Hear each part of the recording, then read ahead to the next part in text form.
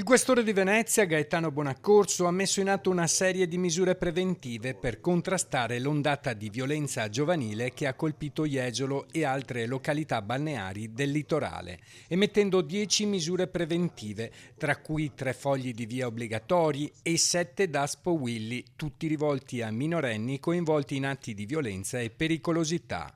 Durante la notifica dei provvedimenti è stata presente una psicologa della Polizia di Stato a supporto delle famiglie nel comprendere le reazioni e i comportamenti dei giovani.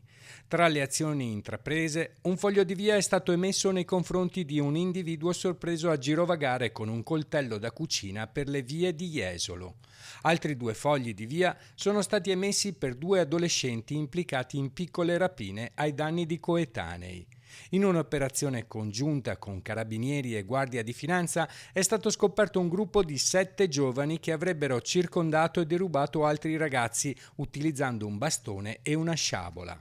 3 minorenni sono stati inoltre inseguiti e fermati da un agente di polizia. Tutti i coinvolti sono stati sottoposti al DASPO Willy, un provvedimento che mira a prevenire ulteriori comportamenti antisociali.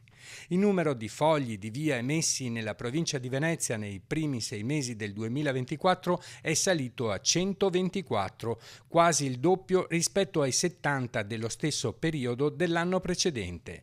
Anche i DASPO Willy hanno visto un incremento significativo passando da 5 a 24.